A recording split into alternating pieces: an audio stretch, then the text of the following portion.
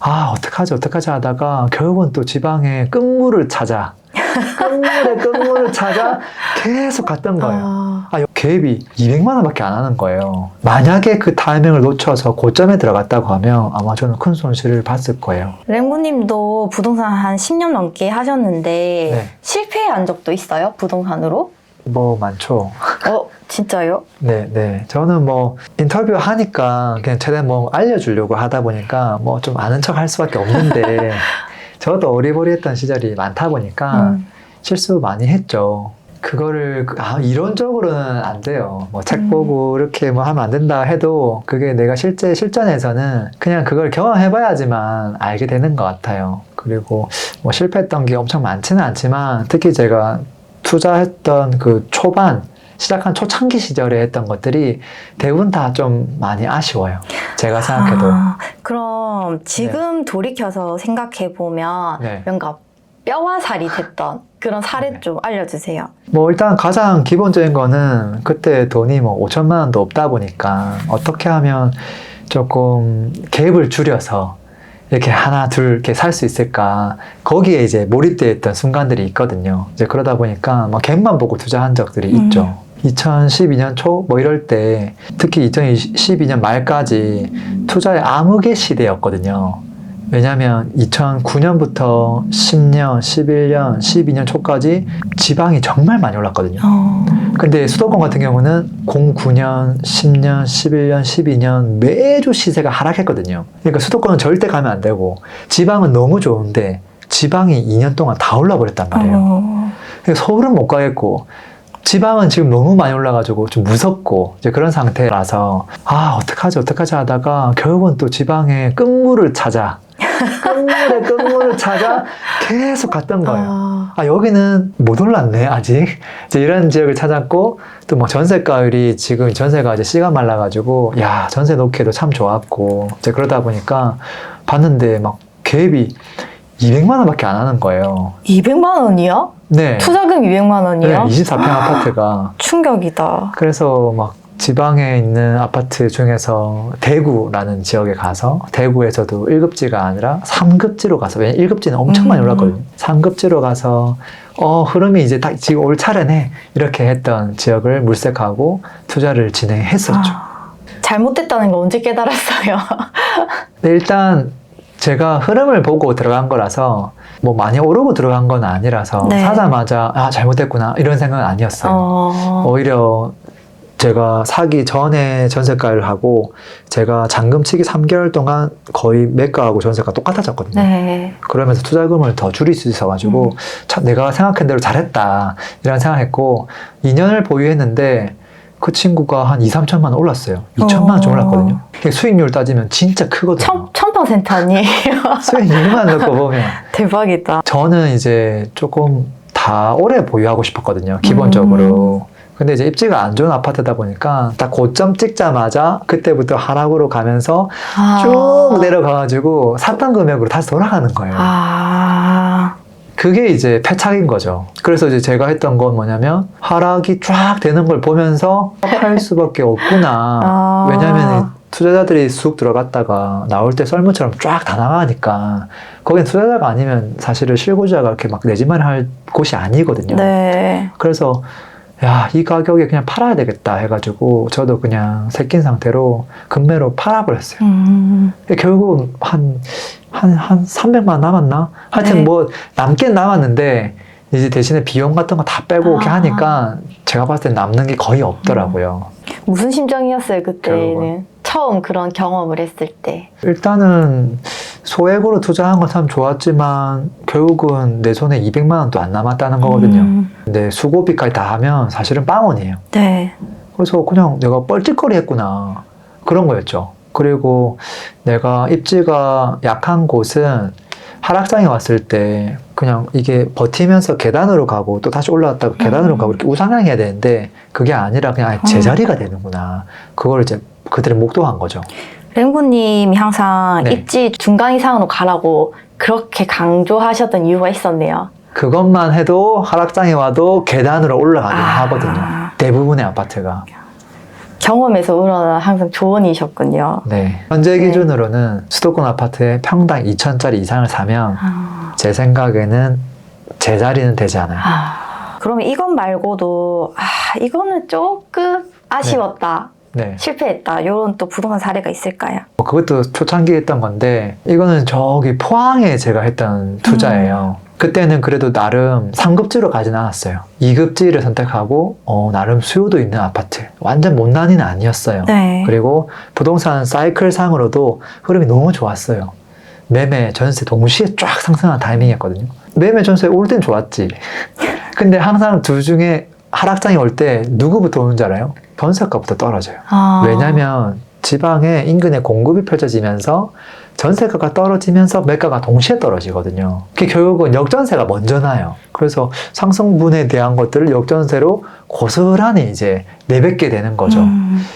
그리고 이제 저는 한번 또 매입하면 또 오래 가져가고 싶어서 이 아파트는 임대사업 등록을 했거든요. 네? 램보님이 임대사업자를 했었어요? 저는 임대 등록해놓은 물건들이 꽤 많이 있어요. 그래서 8년짜리 이제 장기 임대주택을 등록을 했죠. 이제 그걸 하면 종부세에 포함되지도 않고, 그 다음에 보유했을 때 재산세에 대해서 할인 혜택도 있거든요. 그래서 너무 괜찮다. 뭐 어차피 나는 오래 가져갈 건데 강제로 보유하면 너무 좋지. 이제 이런 마음으로 이제 계속 가져갔죠. 가져갔더니 이제 롤러코스터를 한 2번쯤 타는 거죠. 쭉 갔다가 또 슉 내려왔다가 또 다시 상승장에 와가지고 쭉 갔다가 또 쭉 내려갔다가. 결국은 어땠어요? 결국은 그래도 조금 실상승한 상태에서 매각을 했어요. 일단은 제가 임대사업을 해서 끝까지 더 8년까지 보유를 하고 매각할 수 있었는데 제가 좀 고민을 해보니까 이게 이제 지금 한 번의 상승을 왔었고 한 번의 하락, 두 번의 상승이 왔단 말이에요. 온 상태에서 그 다음에 또 하락장이 올 거를 알거든요. 근데 그걸 뻔히 알면서 8년을 채우기가 좀 애매하더라고요. 그래서 그때는 좀 머리를 썼죠. 그래서 이거는 내가 좀 보내줘야 되겠다 이제는. 그래서 내가 자진 폐업을 할 수 있어요. 자진 폐업을 하고 그냥 매도하는 걸로 진행을 했던 케이스예요.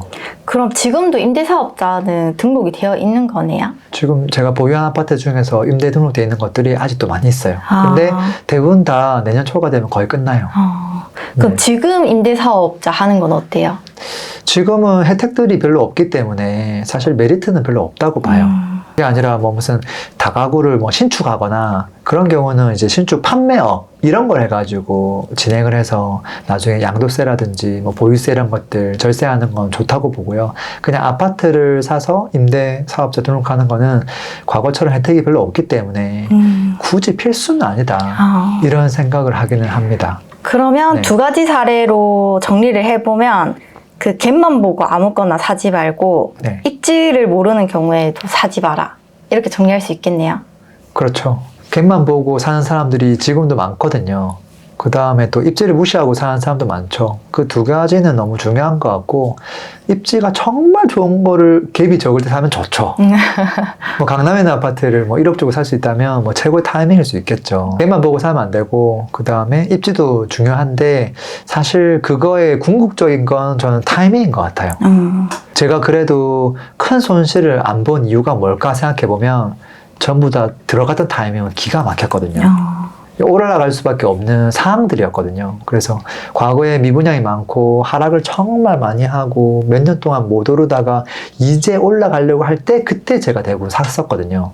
그러니까 상승장을 한 번은 맞이하고 하락장을 맞이했기 때문에 크게 뭐 손실이 없었는데 만약에 그 타이밍을 놓쳐서 고점에 들어갔다고 하면 아마 저는 큰 손실을 봤을 거예요. 그래서 타이밍도 꽤 중요하다. 어찌 보면 타이밍이 더 중요할 수도 있다. 이런 생각도 좀 들어요. 그리고 또 요즘에 또 드는 생각은 뭐냐면 예전보다 인플레이션이 이제 김밥이 1,000원 하던 게 요즘 5,000원 하잖아요. 네. 요즘 소주 얼마 하는지 아세요? 저는 오늘 밥 먹는데 누가 나한테 그 질문 하더라고요. 랭구님 소주 요즘 얼마 하는지 아세요? 뭐 한 2,500원, 3,000원 하나요? 이렇게 네. 얘기했어요. 왜냐면 제가 대학생 때 소주 먹은 적이 거의 없으니까. 식당에 갔는데 7,000원 하던데요? 그러는 거예요. 그래서 생각해보니까 맞아. 옛날에는 김밥에 1,000원 하다가 지금 5,000원 했으니까 그 당시 2,500원 했던 소주가 뭐 5,000원, 7,000원 할 수 있겠다. 물론 이제 마트에서 사는 게 아니라 식당 가서 사는 기준으로는 그럴 수 있잖아요. 인플레이션이 너무 많아졌기 때문에 옛날보다 집값이 다 비싸요. 다 돈이 많은 건 아니잖아요. 근데 이제 제 수강생들 사람들 만나보면 돈이 없으면서 너무 좋은 곳만 바라보는 분들도 많더라고요. 저는 돈 없을 때 지방 투자를 많이 했었는데 지금 사람들은 전부 서울 하니까 서울에 신축 아파트 살려고 하면 투자 금액이 3억 5억 필요하거든요. 맞아요. 근데 뭐 자기는 7천만 원 갖고 있어요. 어떻게 해야 돼요? 이렇게 물어보는 분들 많아요. 어떻게 해야 돼요? 서울에서 7천만 원 가지고 못 사요. 경기도로 가면 경기도 포천까지 가야 돼요. 그런 입지에 그런 이상한 상품성 아파트를 살 바에는 저는 지방에서 급지를 높여서 좀 상품성을 높여서 사는 게 낫다고 보거든요. 왜냐면 어쨌든 평당가를 비교해가지고 수도권보다 지방이 높으면 걔가 좋은 거예요. 그리고 걔가 만약에 투자금 적게 들어간다, 그리고 가격이 많이 저평가돼 있다, 그러면 안 살 이유가 없거든요. 물론 이제 이걸 언제 사냐, 타이밍이 너무 중요하죠. 네, 그렇지만 지역을 넓혀서 내가 꼭 사고 싶은 거, 좋은 것만 바라보는 게 아니라 넓히면 선택지가 더 많지 않을까, 그런 생각을 좀 합니다. 근데 랭구님 강의 수강생 분들 중에서도 네. 이런 실수하는 사람들이 많죠? 많죠.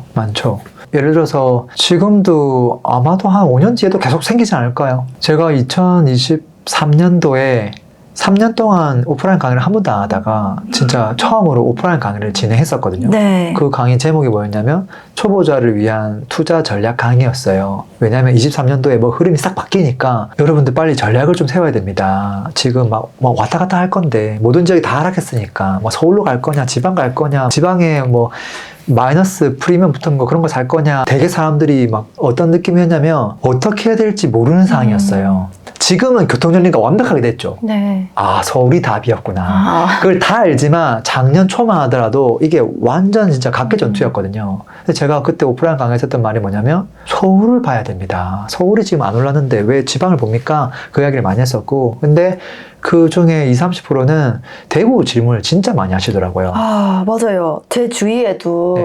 대구 분양권 투자금 진짜 작게 들어가서 막 사람들이 산다고 하던데 어때요? 2개 이미 샀다고 저한테 상담 요청한 분이 있었어요.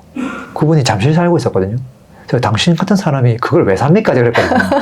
당신은 그냥 서울권에 대충 사라. 자금도 있는 사람이 그거 이렇게 뭐 한 2천만 원 가지고 한 개 샀다. 그게 중요한 게 아니다. 그래서 제가 정리하라고 시켰거든요. 아마 정리했을 것 같아요. 근데 그걸 샀으면 결론적으로는 제자리거든요. 타이밍이 중요하죠.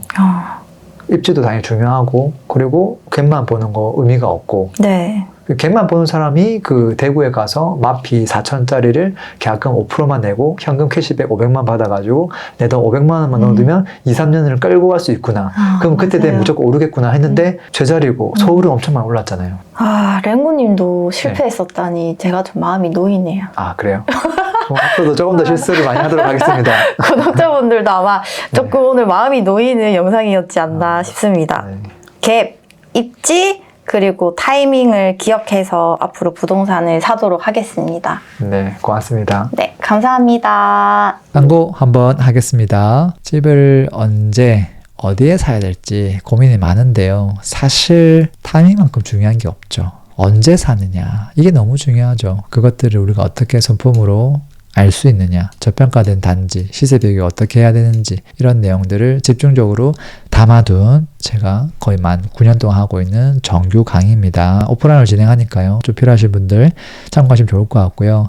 요즘 내 집 마련 조금 더 빠르게 하고 싶다, 이런 니즈들이 많습니다. 그래서 실전 수업을 하나 제가 만들었고요. 거의 개인 컨설팅에 가까운 수업입니다. 그래서 이 수업을 들으면 제가 봤을 때는요, 내 집 마련을 못할래야 못할 수가 없습니다. 제가 입지 매트릭스가 있거든요. 300개 제공하고요. 그 다음에 추가적으로 개인 피드백까지 다 드리기 때문에 생각보다 빠르게 내 집 마련을 하고 계신 것 같습니다. 신청 방법은 제가 댓글로 좀 남겨 놓겠습니다. 오늘도 들어줘서 감사합니다.